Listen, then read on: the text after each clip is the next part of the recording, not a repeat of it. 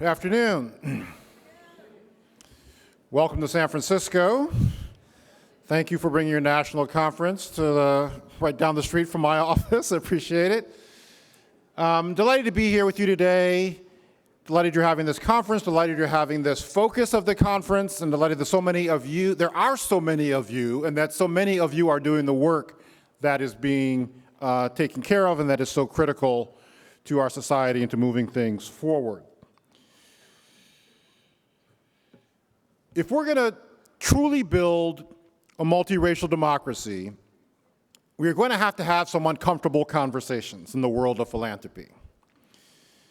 These conversations will be uncomfortable because often the people, groups, and strategies most essential in creating a multiracial democracy are people, groups, and strategies that many people in the philanthropic world and many philanthropic decision makers are not comfortable with. W.E.B. Du Bois talked about this reality 116 years ago when he gave a speech called The Value of Agitation. He said, "Agitation, after all, is unpleasant. It means that while you are going peaceably and joyfully on your way, some half-mad person insists upon saying things that you do not like to hear. They may be true, but you do not like to hear them. It is not always pleasant to nice ears to hear a person coming with dark facts and unpleasant conditions. Nevertheless, it is the highest optimism to bring forward the dark side of any human picture, to let the world know that things are bad in order that they may become better. We must weather this discontent and this discomfort because there is an urgency to the work of making the right recommendations and grants in light of the reality that our multiracial democracy is fledgling, fraught, and under ferocious attack. One of the things that people do not like to hear is that the Civil War never actually ended, and the Confederates and their ideological, and in many cases genealogical, descendants have never stopped fighting. From the assassination of Abraham Lincoln just 5 days after the supposed surrender at Appomattox by a proud white supremacist Confederate sympathizer, to the Hayes-Tilden Compromise 12 years later, where the Confederates conceded the prize of the White House in exchange for the destruction of Reconstruction and reinstating white nationalist rule across the country across the South for nearly 100 years, to the January 6, 2021 insurrection, where people carrying the Confederate flag, wearing MAGA Civil War sweatshirts, and hurling racial slurs, stormed the United States Capitol to stop the hallmark of democracy, the peaceful transfer of power. The strategic focus of these attacks has always been a withering assault on democracy itself. Just 6 months after supposedly surrendering, the Confederates formed the Ku Klux Klan. And its primary mission was to unleash white domestic terrorism to stop people of color from voting. In the run-up to the first presidential election after the end of the Civil War, 2,000 people were killed in Louisiana alone in the space of a few weeks. That's 71 people, 71 George Floyds every single day. The impact of this, the purpose, right, being to stop people from voting, was that 3 years after the Civil War, 67% of African Americans in Mississippi were registered to vote. After decades of unrelenting white domestic terrorism, that percentage had fallen to 4% by 1955. For the first 11 years of Joe Biden's life, we had whites-only primaries in 8 states in this country. The theory was that political parties aren't state entities, so they're not bound by the 15th Amendment. And these cases went to the Supreme Court multiple times. In Georgia, the runoff primary election system they had was explicitly created in the 1960s to, quote, prevent the Negro bloc from controlling elections. The legislation was introduced by the same man who did the legislation to embed the Confederate flag in the Georgia state flag. Now the black man has won 2 runoff elections to win the US Senate. They're talking about getting rid of runoffs in Georgia. The good news is that we know what works in winning this fight. From Reconstruction to the Civil Rights Movement to the 5 case studies I offer in my book, we have made meaningful progress towards multiracial democracy. I try to break down these core components into what I call the Liberation Battle Plan. Invest in level 5 leaders, build strong civic engagement organizations, develop detailed data-driven plans, and play the long game. The essence of all the elements of the Liberation Battle Plan is a strategic focus on power over persuasion. This is where it starts to get uncomfortable. One of the clearest examples of this is with Medicaid expansion in Virginia. The Affordable Care Act was passed in 2010. The federal government provided free money to states so that they could provide health coverage for their poor people, many of them people of color. But state legislators in the former slave states didn't care. State governments dug in their heels. People tried through persuasion to get them to change their minds. Foundations commissioned studies, op-eds were written to get them to change their minds, moral appeals were lifted up. None of it worked. What did work? The civic engagement organization, New Virginia Majority, and its allies and coalition registered and mobilized hundreds of thousands of voters of color who changed the composition of the voting population and elected representatives who came from their communities and shared their priorities, including expanding Medicaid. Many of those whose minds were closed to persuasive arguments and position papers lost their jobs. The following legislative session, the remaining legislators, majority of them still Republican, had seen what had transpired, better understood the new balance of power within Virginia, and changed their votes to save their jobs, and now 400,000 people in Virginia have health care coverage. Power over persuasion. We know how to win this fight, but we have to first acknowledge that it is a fight. That's what makes many philanthropists uncomfortable. There's more comfort in trying to change the minds of the people in power than trying to change the people in power. So the question is, are we prepared to back, invest in, and stick with the most effective fighters? To put it more plainly, would we fund a 26-year-old black minister with little organizing experience or track record working in a small town in a southern state that doesn't command national attention? Would we fund a 23-year-old activist right out of college whose main experience was organizing undocumented Latinos on the lawn of the Arizona State Capitol protesting anti-immigration legislation? Martin Luther King Jr. was a 26-year-old minister and inexperienced person at the time of the Montgomery bus boycott. Alejandra Gomez was a young activist out of Arizona State University who went on over the course of a decade to build an organization, Lucha, that registered hundreds of thousands of Latinos to vote, changed the composition of the Arizona electorate, and passed a minimum wage ballot measure that increased the wages of 1 million Arizonans.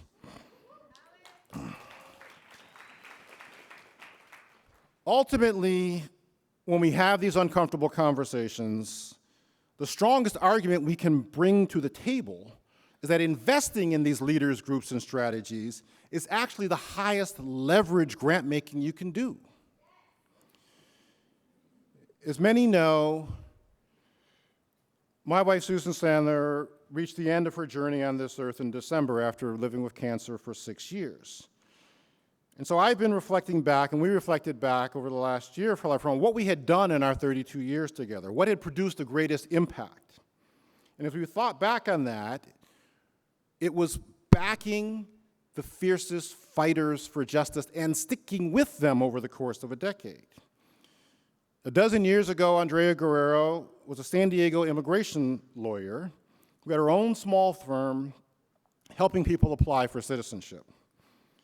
Over the course of a decade, she built Alliance San Diego into a multi-million-dollar electoral powerhouse that's changed the composition of the city and county government in San Diego, and secured a McKinsey Scott grant in terms of its ongoing viability and impact. 10 years ago, Stacey Abrams came to me and Susan and told us that there were 1.5 million unregistered voters of color in Georgia, and she was going to register them to vote. Over the course of a decade, she did the work that changed the electorate, that changed the entire United States Congress, which then moved $2 trillion in policies out to the American people, confirmed Ketanji Brown Jackson to the US Supreme Court, and passed historic climate change legislation. So yes, we can build a multiracial democracy. Yes, we have to have uncomfortable conversations. But when we do, the rewards can be life and world-changing. Thank you.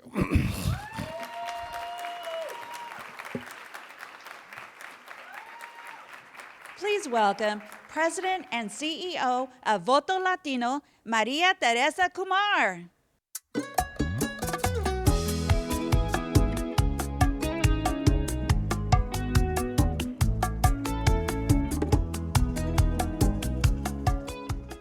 Music. Buenas, it's Maria Teresa with Voto Latino, and I have to say that I'm super excited to be here today because I grew up in Sonoma, and for folks who know the area, it's literally about 45 minutes outside, and it's nice to come full circle to be here close to my family and to friends and to where we launched Voto Latino.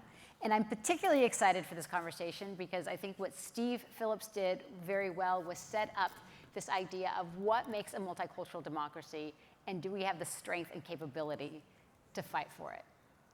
And he went through a whole list of things that prove not only do we have the capability, but when we fight, we win.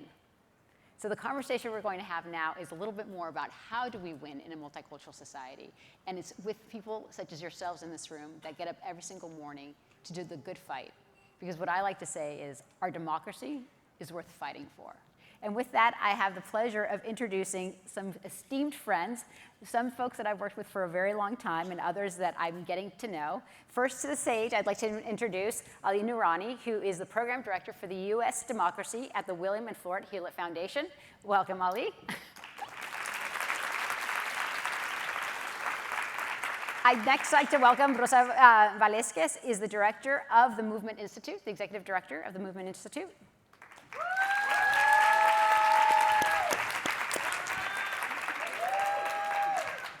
And last but not least, because order does not mean anything, Javier H. Valdez, who is the Director of Civic Engagement and Government at the Ford Foundation. Please join me.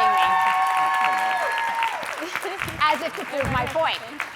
So, I want to have this conversation about the importance of being intersectional in the work that we do, because I think it's the intersectional piece of work that allows us to demonstrate why a multicultural democracy works. And why I appreciate that both of you, Ali and Javier, you guys are funders now. You all three of you worked in the field to understand that the only way that you could actually do smart grant giving is actually to understand the audience that you're a member of. So I want to start, believe it or not, actually I want to start with you, Rosa. And the reason I want to start with you is because you're right now in the thick of it. You started your life's work as a dreamer. You were in the trenches in Washington. And then you realize that it's great to be in Washington, but at the end of the day, the way you actually create people power is back at home. Talk a little bit about that.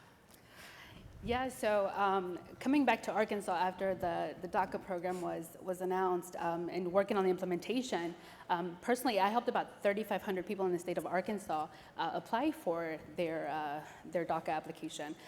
So we knew that we needed to build, or I knew that I needed to build power, because if a group of less than 20 folks was able to create the change in DACA, we could do that in the state of Arkansas. So I created what we call the Movement Institute. And through the grace of the Hispanics in Philanthropy, Power Building and Justice Fund, and the Winthrop Rockefeller Foundation, I've been able to help 11 organizers in the state of Arkansas. Now, y'all say 11 people, that's a small group, but in a state like Arkansas, 11 people are going to create change. There's 3, yes, please snap for them, please snap for them. There's 3 million of us, but the fellows are all over the state, and the funny thing is, or the great thing is that none of them knew each other. They were working in their communities, but they were never connected. I think one of the aha moments for me was when we were in one of the sessions, and one of the fellows was like, Rosa, I want to build a community center in my community, have something for the kids to do after school, provide after school programs, but I don't know anything about purchasing land. Well, one of my fellows was a realtor. And she said, I have access to a database. And that was like an aha moment for all of us, because I was like, this is why we were meant to be here. So I always say, and I always scream, representation matters, but I'm also screaming now that we have to disrupt philanthropy. So I think the Winthrop Rockefeller Foundation and HIP are a good model for how we disrupt that, because with the support that they provided, I wasn't worried about how many people I was registering to vote. I was worried about how we were going to provide resources for our dreamers, for our community. At the end of the fellowship, I gave them $10,000 to be reinvested back in their communities. And that was 6 months ago. And some of them, and I'm really proud of them, because three of them, and all of them are Black and brown identifying folks. 3 of them have their now established nonprofits registered with the state. 2 of them provided policy proposals, although they did fail in the state legislature. They provided the language for their bills. Language access was one of them. One of my fellows, with the grant that we provided for him, he was able to purchase a building that he is now going to use as an entrepreneur hub for more Black and brown entrepreneurs in the city of Little Rock. So those are the types of disruptions that I like to see, because we're building power and we're creating wealth in our economy, in our communities. And Rosa, I think what is so powerful is that you came back and you saw a gap, and you doubled down on the gap. And as we're trying to see, I think one of the things that we recognize in the Latino community is that there is so much need, that how do we get creative in engaging it? And I think one of the things that makes this conference so special is that you're bringing practitioners, but also individuals who invest in the community. And as we move forward into the 2024 election, I think one of the things that we have oftentimes tried to figure out is how do we keep up with the changing landscape, with the changing technologies, with the forces of good and evil. I often like to say that in a multicultural society in America, one of our superpowers is our diversity. And our Achilles heel is the racism. And I don't have to say that through our history, but also the fact that other nation states see that as a vulnerability. If you recall in the 2016 election, you saw Russia absolutely target us through the lens of race and division. That caused chaos, sadly, disproportionately for Black Lives Matter and in immigrant communities, making us incredibly vulnerable. And so one of the things that at Voto Latino we did was that we started monitoring disinformation and then combating it for 2020. And as we move into that next phase of what we're looking for, I don't know, Ali, if we are ready. And I say this because right now, we were back there and he just showed me an article that Congressman Jim Jordan is now trying to subpoena research universities that are trying to understand disinformation. And that is a tactic often used to intimidate individuals, that is often used in governments that are not democratic. And so I know from our vantage point at Voto Latino, we recognize that the disinformation is meant to corrode people's trust in our institutions, in our government, so that people don't vote.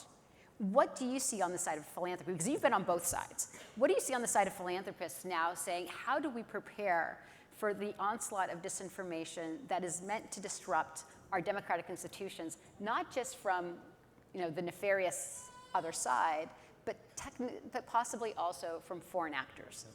Well, I mean, first of all, thank you, Maria Teresa, and I really want to thank Hispanics in Philanthropy for the opportunity. It's great to be in this room today, and I do want to say that I've been in philanthropy now for just under a year, and I have to. Some of this is kind of coming from the immigration space, is that I am struck by the lack of Hispanic and Latino representation within philanthropy, which I think underscores the importance of HIP as an institution. Obviously, we need more. Thank you. So I don't think we're ready for the onslaught of misinformation, disinformation. I really kind of fear that we're going to spend a disproportionate amount of time admiring the problem as opposed to actually addressing and taking on the problem. So as Maria Teresa said, you now have congressional subcommittees subpoenaing the nation's leading researchers who have really dissected or dissecting what is disinformation. You have the platforms, as reported in the news this morning, YouTube and Meta, that are pulling back on their rules to block disinformation. You have the nation-state actors from around the world, but then you also have artificial intelligence, and I don't think any of us truly understand what the impact of AI is going to be on the 2024 elections. And I'm not talking about ChatGPT.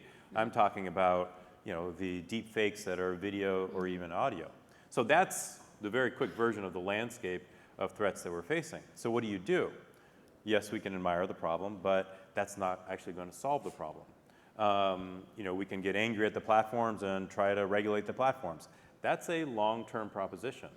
I think our solution, and whether in the room you are practitioners, organizers, or funders, it's really kind of taking a page out of Rosa's handbook. And this really comes down to persuasion and organizing in the digital space. And what does that mean? It means that the organizations that we're supporting understand what the Latino community is, what platforms the Latino community is going to for information, who they trust, who they don't trust, and then providing the organizations with the resources and the bandwidth so that they can put the trusted messengers onto those platforms. And some of that will be kind of a national organization like Voto Latino or X or anybody else, but a lot of that is frankly going to be local organizations that are going to need those resources and that expertise and that bandwidth to do it. Because at the end of the day, if I am a regular person who is just trying to make ends meet and I click onto YouTube or WhatsApp, and I get Maria Teresa from Washington, D.C. or Rosa from Arkansas, and I live in Arkansas, I'm nothing personal, but I'm believing Rosa, right? So it's all we know about that too. yeah. But it's really about the trusted messengers and then making sure that organizations have the bandwidth and the resources and the expertise. And one of the things that I think that organizing is absolutely local. I mean, one of the things that we developed as a result back in 2021 and 2022 that we worked very closely with locals is that recognizing that at the local level, people are hearing the disinformation first. Yep. And so we would grab that, test the message to counteract it, and then we would basically provide information so that was completely non-brand so that the local organizations can brand it for themselves. But at the end of the day, we are, I would say, in this this war on democracy, and at the end of the day, it's going to be our communities that are going to be the best defense because they trust Rosa, they see her all the time, and at the same time they also recognize the institute that she is trying to build. Yep. And we recognize that our partnerships are actually at the local level used as dissemination. And for folks that don't know, when I said that I was proud to be here in Sonoma was because I started Voto Latino with my credit card. And I like to say that we're 20 years young, but it was because Pete Wilson had decided to go after my family and millions of others. And it's young people who rose up at that time and registered their families to become US citizens and registered them to vote. With the Asian and the Latino community, people often say, where's the Latino community? Where's the Asian community? I said, we gave you California, you're welcome. And now we're not done yet, we're gonna continue down the road. And I preface all of this because one of the things that makes you in such a unique place is that you were also running a grassroots organization. And at the end of the day, oftentimes when I think that the partnerships that Voto Latino that we have with philanthropists are always the ones that have been practitioners first. Because we often like to have a conversation on just the product of how many people did you register, but not the back end. Not the investment in the ideas, not the investment in the talent, not the infrastructure, not the fun part that nobody ever gets to speak about. And one of the things that I think also makes the work in this moment particularly important is not only being a practitioner, but understanding that the only way that we're able to catapult to the moment that we need to meet the moment is through coalition. So can you talk a little bit about your expertise around that coalition building that you've seen? What are the opportunities that you see in this moment? And quite frankly, what are your concerns? Okay. Well, Thank you. First, want to second Lee's comment and congratulations to HIP. I feel like the conference has been an incredible opportunity and experience to bring people together. So I really thank you all for the hard work for doing that. Prior, I've been at Ford Foundation for a year and a half. Before that, I've been an organizer for over 2 decades. The privilege of my life was the last 12. I got to work in an organization called Make the Road. And many of the Make the Road alumni here in the room that helped build this institution. But one of the things that I felt like my learning through that process and through the work is that a lot of the things happen at the very local level. Like, how do you actually build resilient coalitions has to happen locally. You can't start nationally and then build down. You actually have to start from the bottom and build forward. I always said that it's important to always move at the speed of trust, right? And then to do so, you have to have resilient relationships that can be in different battles, right? Where sometimes your values align, sometimes your strategies do not, but at least there's an alignment, right? Ali and I come from the immigrant rights movement. There's been moments where there might have been tension, but we are like aligned in our values of what we're aiming to do. And I think that's critically important. And one of the best ways to do that is at the very local level. I think there's many more things that we can point to that have been positive of how people have built multiracial coalitions than negatives, but we do have to what Steve was saying earlier, we do have to have the uncomfortable conversations even within our own community. I think Carmen this morning kind of called it out, right? Like, we have to be able to demonstrate that the Latin community is very diverse, and we have to tackle all the isms within our community, primarily anti-Blackism, and homophobia, and many other things. And I feel like we have to be very proactive around those conversations and be able to represent. Like, we knew very well that we could not win the things that we wanted on our own or with our own individual institutions, and that we had to build coalitions. And that's one of the most beautiful moments, right, is when you are participating with different organizations that represent different ethnicities or groups around different issues. Many times in the Latin community, they're like, oh, they kind of try to silo us as only immigration specific, but our communities live all kinds of lives, right? So around issues of housing, criminal justice, education, sex work, et cetera, we were able to build multiracial coalitions around values and then support each other in critical moments to kind of get us over the hump. And then in those moments, I feel like that's where you really build. Like, you don't want to be a Johnny-come-lately, like, hey, I have this action, will you come join me? You have to like actually go through the grind and through the process of going trial and error to get to places of learning, to get to a place of actually having transformative relationships that can lead to a bigger outcome.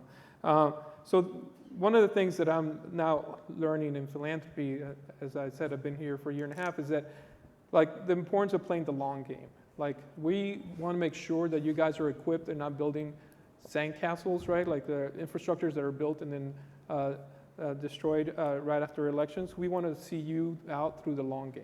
Like, we know that it's going to take years, decades to have the change that we want in this country. So we want to be with you in the long term and give you the flexible resources necessary to be able to do that, and trust in your leadership. Like Steve was saying, we take bets on a lot of great leaders, a lot of young people. A lot of them are now running institutions, and I see many of them in the table doing that. So just to get us started.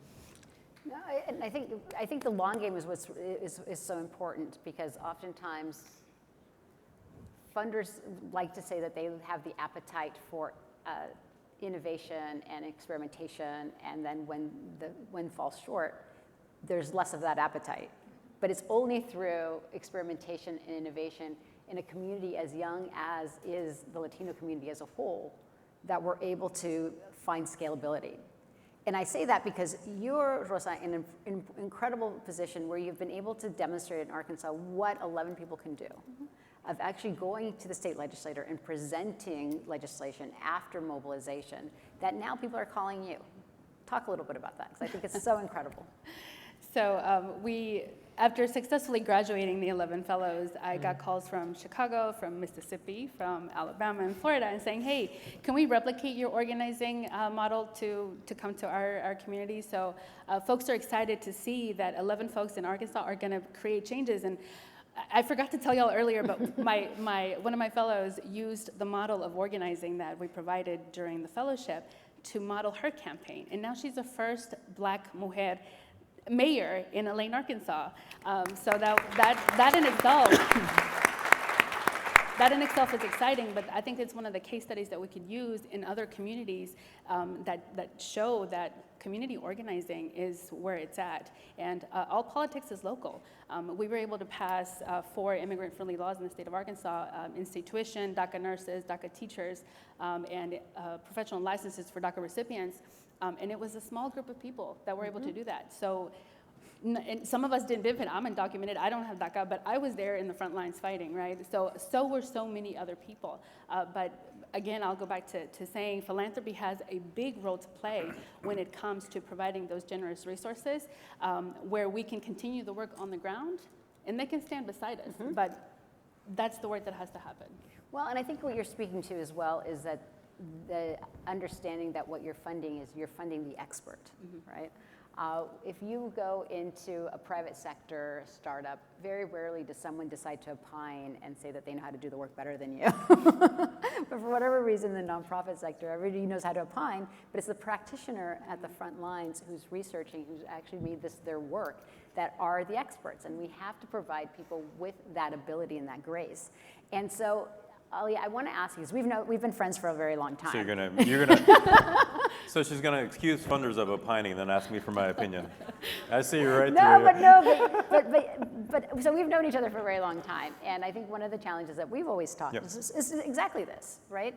Is that there is a need for expertise that oftentimes we don't value, but as a nonprofit leader, as a nonprofit, someone that, whether you're running a point of service or whether you are running a campaign, there is a set of expertise and skills that oftentimes do not get noted, but that are absolutely imperative if we're going to pass any legislation or if we're going to inspire the next person to run for candidate. Can you speak to sometimes that disconnect and how can we help donors feel the trust that is necessary for that scalability? You know, one of the things that I've really come to appreciate about the Hewlett Foundation is that, you know, number one, the overwhelming majority of our funding is general operating support. Number two, each portfolio is, each program has an organizational effectiveness kind of budget. So it's not a large amount of money, but if an organization within the portfolio comes forward and says, you know, we need help around a strategic plan, we need help building up kind of a communications plan, you know, we as a program can kind of allocate some amount of money to that organization, to kind of organizational effectiveness. One of the ways we've been thinking about this now is that, you know, so many organizations in the democracy space were kind of stood up in the heat of the post-2016 election. So what does it take in the democracy movement for funders to be thinking about the organizations we're supporting less as campaigns that are tied to electoral cycles, but more as actual organizations and then institutions that are durable on their own? And that's a combination of obviously having talent in the leadership position, but then making sure that the leadership has an ability to recruit the talent that they need throughout the organization. And it's, you know, when I was at the forum, I like to think I was trying to do that. Maybe I did, maybe I didn't. But now in this seat, I'm really trying to think about, okay, what does it really mean to be supporting and helping leaders build durable organizations? And I think that stressing that is so important because people have the idea that we're cyclical. Right. But the fights that we've been, to your point, has to be long-term. I mean, I will share with you, Voto Latino, after the 2010 census, we identified the 8 states that we were going to be in, and we never left. And I'm very proud to say that in those almost 13 years, 19 years, we've registered 1.4 million people. Wow. In the last election, we registered 650,000. But it was because certain people would take bets on us, and they understood that having this idea that you lose as an organization your institutional knowledge or that you have to build up, that's not how we win. And so, Javier, in this intersectionality that we're talking about, how do we get funders comfortable with the way we create movements is intersectional, but again, the expertise is within the organizations and leadership that they're funding? Well, first, we need more organizers in philanthropy. I feel like we need to get more people that had those experiences in in philanthropy, like to Ali's earlier point, the lack of diversity, primarily Latinx in philanthropy, it's surreal to me as somebody that's there. Like I get to work in an institution, as you can see from my 4 colleagues, we're a very diverse set of folks, but sometimes we're not the norm here. And I feel like we need to get more people there. And then the other thing is like we have to get comfortable in making sure that there will be some short-term losses for the longer-term victories. And being in that uncomfortableness and supporting those organizations as they go through that. Like I remember an experience in New York State with some great organizers. We were trying to pass driver's license and we lost it badly in 2007. But the resiliency and the ability to come back and come back and come back, it was the same. I remember one member in particular was there with me in 2007, was with me in 2019 when we won it again. It took us 12 years. He didn't quit any time through that time. Philanthropy came and went, and they came at the thing. So I'm trying to bring that experience back. It's like we have to play longer. We know that there will be ebbs and flows. There will be some defeats, but there will be some critical victories. And how do we then protect the wins so we can actually get it implemented correctly for our folks? So those are some of the things I'm trying to bring into this space. Well, And can I add something? Of course, please. So I'm going to get in trouble saying this. No, but, please say it. But don't discard states like Arkansas. That's right. I was sharing earlier, only 11 folks were the recipients of this grant, right? $100,000 was incredible investment for Arkansas. If you give California $100,000, they may do something, but give us $100,000, we're going to shift the narrative, right? So don't discard states like that. Take a chance. I'm here today because Dr. Therese West Scantlebury took a chance on me. And that's the opportunities. Earlier, our colleague said, we are the opportunity. Yep. So take those opportunities for smaller states like us, because I know you said you targeted 8. But now look at us. Look at who our governor is. Look at who our lieutenant governor is. So can I talk to you the fun fact about Arkansas? Because we're actually going to run a pilot. We're very excited. Arkansas has high schools that are 70% Latino. 70% my Latino. My hometown is 62% Latino. And so our theory of change at Voto Latino is very simple, is that when you have a rising young Latino community who sees the injustice that is happening against their families, who are literally feeding and taking care of their neighbors, it stops with us. And that's what's happening right now in Arkansas. And that's what gets me excited. I'm going to share with everybody a fun fact. If we were to put a plot graph right here of where the majority of whites are in this country, they're 58 years old. If we were going to put a plot graph of where the most common age is among the African American community, it's 30 years old. Who can tell me the most common age among Latinos? 18. 11.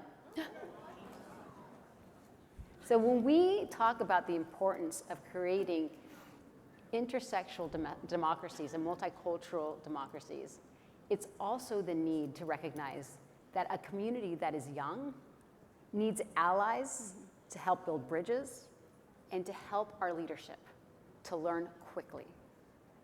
And that's why it's important to have this conversation when we talk about multicultural coalitions, because everybody likes to talk about who won in 2020, who delivered the White House, the Senate, and the House, and the White House. And I often like to say it was a multicultural America who stood up and said, this is the country we want to live in. Because collectively, our coalitions did that.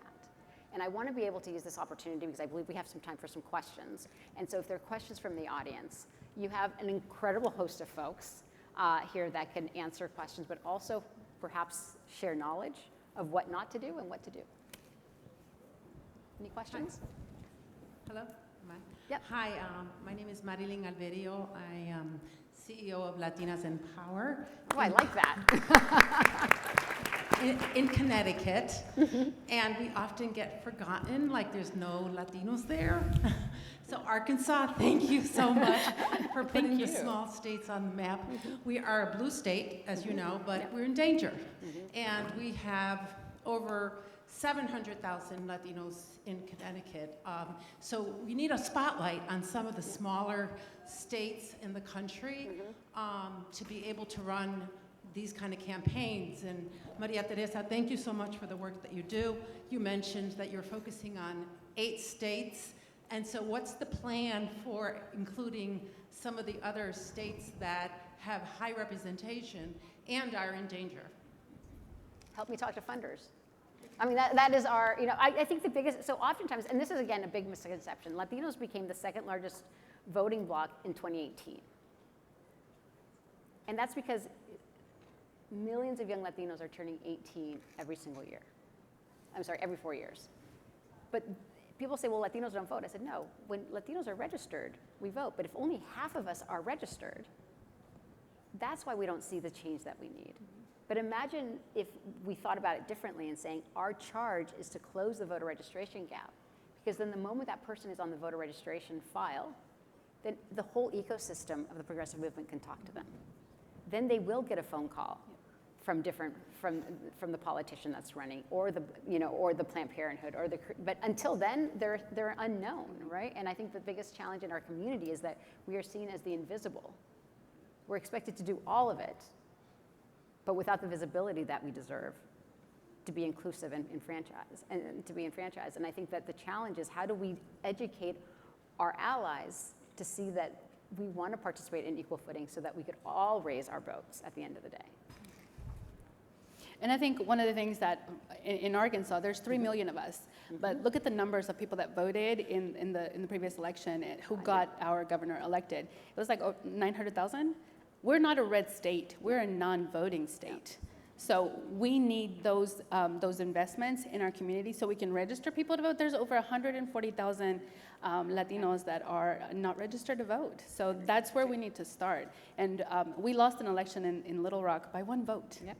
1 vote, and I will always forever be mad at myself because we were leading that campaign and we lost by 1 vote. We lost a good state legislator to 1 vote, and that's the story that I always share because people in our home country say, "Well, mi voto no cuenta, my vote doesn't count." Well, no, it does. We lost by 1 vote, so please register and please go out to vote. So that's why I'm saying don't discard small states because some of us are not red, some of us are just non-voting. Exactly right. Hey everyone, this is Daniela Rodriguez from Georgia, and I'm the Executive Director of Migrant Equity Southeast, which is the first and only immigrant rights organization in the South. We organize rural and small communities in the South.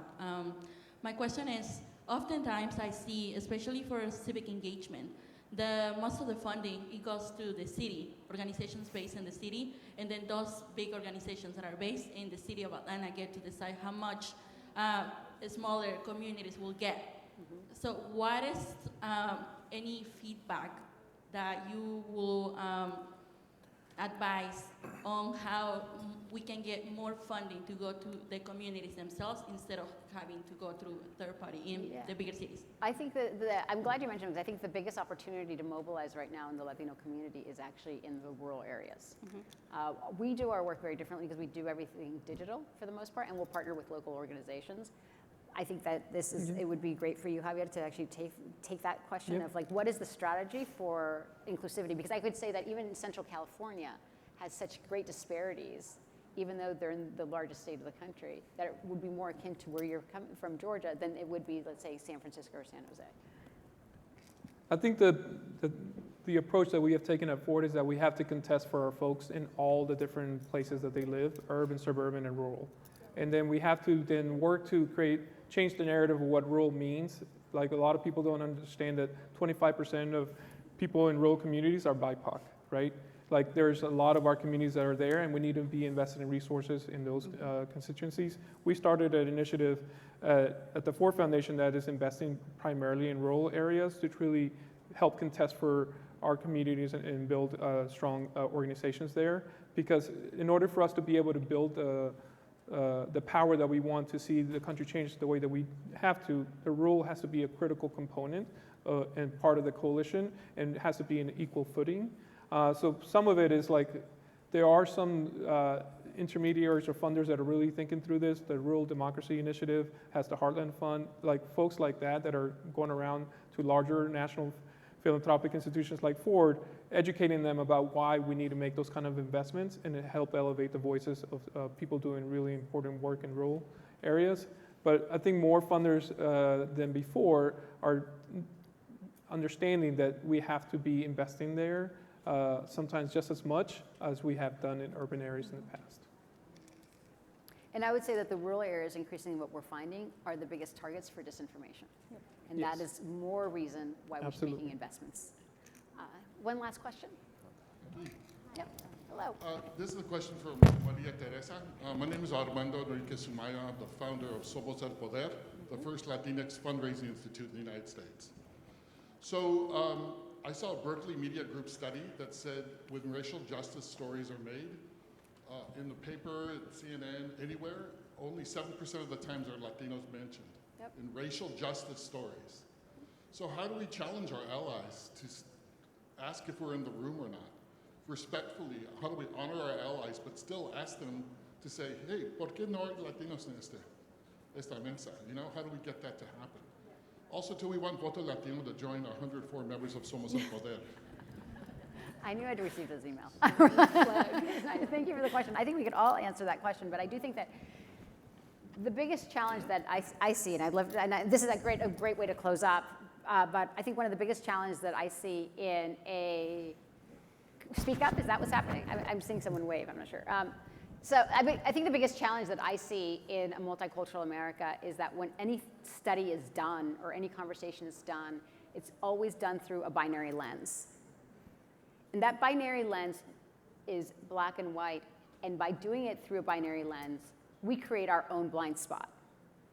And the inability to actually address critical issues that we need in this country to advance that multicultural agenda. And so I think it absolutely asking someone to, I will tell you, like if I'm on a panel, I look to see who's on the panel.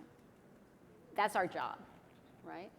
I have been in places where it hasn't been diverse or it hasn't been representative, so I have ceded my seat for others. And I think that's part of our job. But our job also is to make sure that, to your point, is like, is this study that we're talking about, whether we're talking about racial justice, whether we're talking about education, is it inclusive? Because if it's not inclusive, we're failing the work that we're trying to achieve collectively. And that is equity, regardless of zip code or color of skin or creed.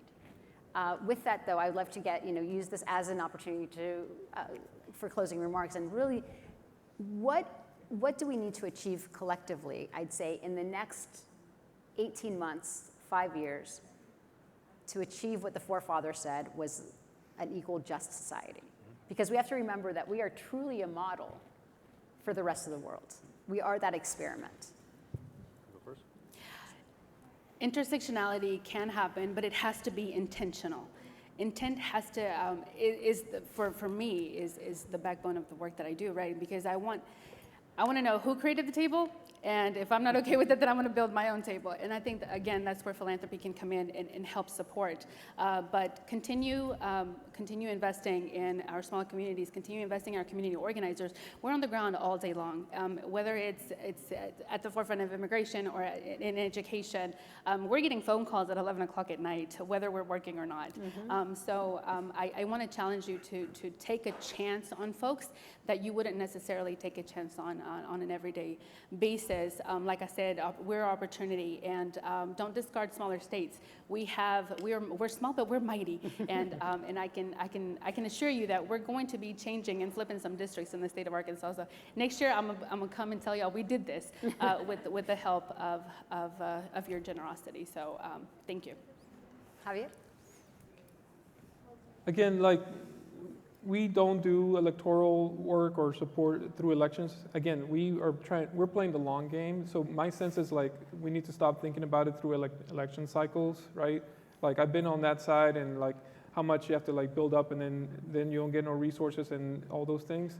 So we want to make sure that we're talking to our communities and building those resilient relationships throughout all the course of the years, right? So you don't not only talking to them in an election year, but you're building with them in an off year, helping with the issues, helping build campaigns, helping build across each other, and really tackle the issues that are impacting our community, right? And really be frank about those uncomfortable conversations that need to be happening, like tackle issues of anti-blackness, tackle issues of homophobia. I think that's, to me, the most important. Like, I don't see a metric that, like, what do we need in 18 months? What would it?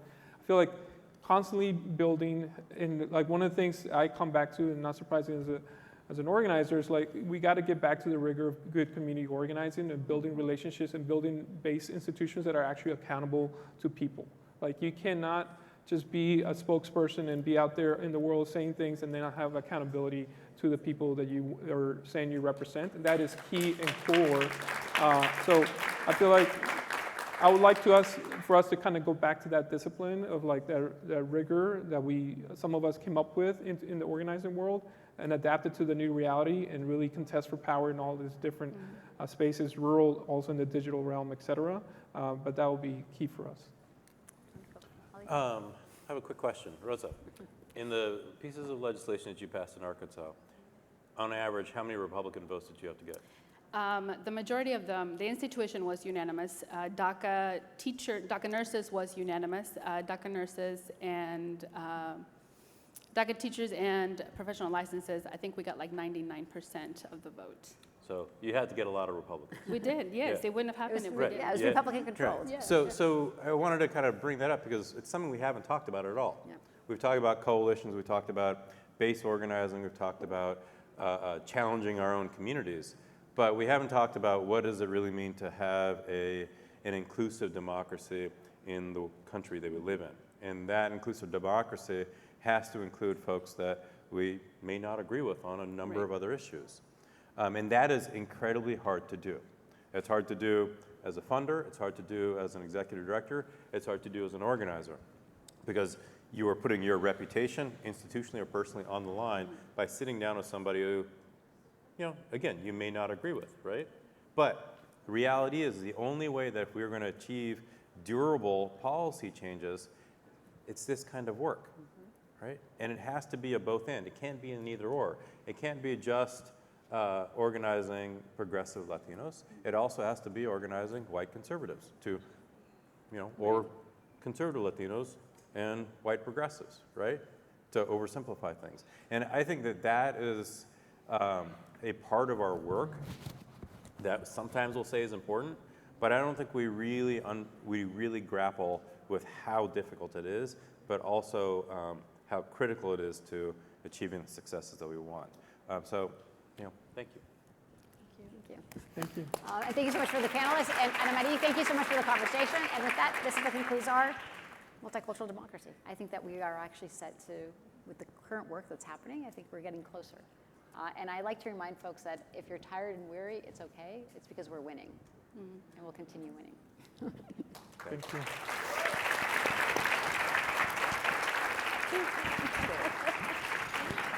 Thank you to all of our panelists. Stay tuned for our next plenaria. This is The Way, transforming philanthropic practice.